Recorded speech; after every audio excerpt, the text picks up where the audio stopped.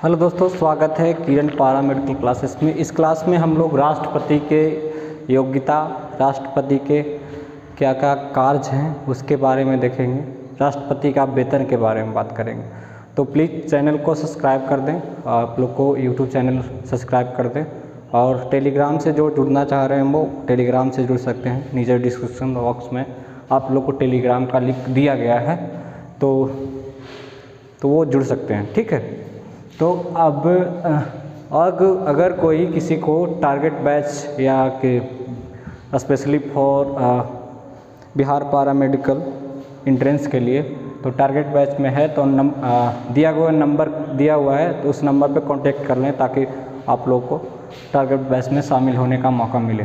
ठीक है, तो अब राष्ट्रपति की योग्यता क्या है और राष्ट्रपति किस अनुच्छेद में उनका बात किया जाता है तो जानेंगे उसके बारे में। राष्ट्रपति को 52 अनुच्छेद में बात किया गया है। 52 अनुच्छेद में आते हैं इसका यूज और इसके बारे में बात किया गया। ठीक, राष्ट्रपति एक भारत के संवैधानिक प्रधान होते हैं, जिनका कहने का मतलब संविधान, हमारे भारत के संविधान का संवैधानिक प्रधान जो हर एक नियमों को संशोधन कर सकते हैं और काज उस पर अमल करने या करवाने की शक्ति उनके पास है।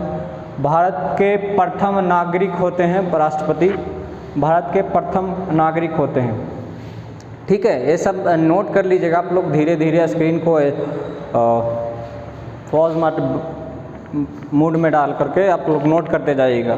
ठीक, योग्यता क्या है भारत के राष्ट्रपति का? योग्यता 35 वर्ष की उम्र होनी चाहिए, भारत का नागरिक होना चाहिए, चुनाव के समय कोई भी लाभ के पद पर नहीं होना चाहिए, इंक्लूडेड पॉलिटिकल कनेक्शन से नहीं।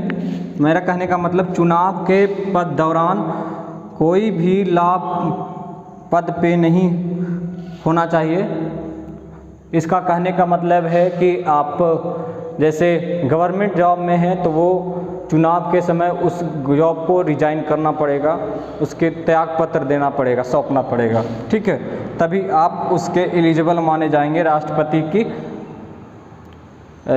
उम्मीदवार के लिए एलिजिबल माने जाएंगे। ठीक है, लोकसभा के सदस्य निर्वाचित किए जाने योग्य हो, लोकसभा के सदस्य निर्वाचित किए जाने योग्य हो, उसकी योग्यता लोकसभा की क्या है उसके बारे में भी हम कुछ जान लेंगे, उसमें क्या क्या योग्यता होनी चाहिए। ठीक है, अगर भारत के राष्ट्रपति हमारे रामनाथ कोविंद जी नहीं रहे इस दुनिया में तो उसके बिहाफ पे उपराष्ट्रपति को कार्य इस दुनिया में नहीं, अगर कोई कार्यभार के या कोई मेडिकल ट्रीटमेंट के लिए कहीं, अभी हाल ही में उनकी सांस लेने की प्रॉब्लम हुई थी और तो उन्हें एम्स में भर्ती करवाया गया था, तो वहाँ पे उनके कार्यभार को कौन देख रहा था? तो उपराष्ट्रपति। इसलिए अगर वो नहीं रहेंगे तो कुछ दिनों तक उनकी जो पद की स्थिति बनाए रखने के लिए उपराष्ट्रपति कायम है। ठीक है, फिर बात करेंगे भारत के वेतन में कमी नहीं की जाएगी। अगर भारत के राष्ट्रपति के वेतन में कोई भी कमी नहीं की जाएगी, चाहे ना किसी को वो वहाँ पे आपातकालीन सेवा से गुजरना पड़े या किसी भी कार्य या कोई भी भारत पे आपत्ति आ जाए, उनके वेतन में कमी नहीं की जाएगी, क्योंकि यहाँ पे एक संविधान में रूल बनाया गया है। अब बस यही कंडीशन है कि भारत के राष्ट्रपति अगर चाहें तो उनके बिहाफ पे उनके वेतन में कटौती हो सकती है, अगर वो चाहें तो ऐसे आप लोग कोई कटौती नहीं की जा सकती है। ठीक है, फिर आगे देखेंगे राष्ट्रपति का मासिक वेतन 1.5 लाख रुपया होता है अभी फ़िलहाल, और वहाँ पे उनका वेतन में भारत सरकार के आयकर विभाग का कोई भी टैक्स या कर नहीं लगता है। ये इम्पोर्टेंट बात है, अब भारत सरकार के कोई आयकर विभाग का कोई भी कर एवं टैक्स नहीं लिया जाता है। ठीक, बिहार के राज्यपाल के बाद सीधे राष्ट्रपति पद ग्रहण किए रामनाथ कोविंद, जो अभी हमारे भारत के राष्ट्रपति, वर्तमान राष्ट्रपति हैं। उन्होंने 25/7/2017 को राष्ट्रपति पद ग्रहण किए थे। ठीक है, ये सब नोट करते जाइएगा। राष्ट्रपति को 9 लाख रुपए वार्षिक पेंशन की शुरुआत की गई है। 9 लाख रुपए वार्षिक पेंशन की शुरुआत की गई है। 9 लाख रुपया एक वर्ष में आपको वहाँ पे राष्ट्रपति को दिया जाता है।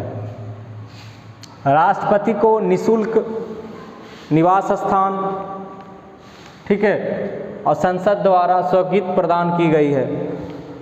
राष्ट्रपति को निःशुल्क निवास स्थान दिया गया है, क्योंकि अगर किसी भी गवर्नमेंट जॉब को देखते हैं तो वहाँ पे निवास स्थान दिया जाता है, यानी कि नहीं दिया जाता, वो प्रोवाइड करवाती है। चाहे रेलवे हो, रेल डिपार्टमेंट का कोई भी पार्ट हो, रेल डिपार्टमेंट का, तो चाहे वो सेंट्रल गवर्नमेंट का कोई भी जॉब हो, वहाँ पे प्रोवाइड किया जाता है। लेकिन इंक्लूडेड उसमें आप लोग के जो पेंशन या पेमेंट मिलती है, उसमें से जो निवास स्थान का रेंट वगैरह या किराया होता है उसे काट लिया जाता है। तो ऐसा मत समझिए कि आप लोगों को नहीं दिया जाता।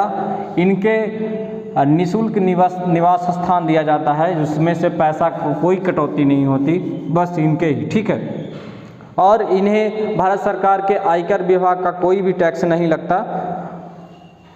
ठीक, तो thanks for watching this video. Please like, comment and share.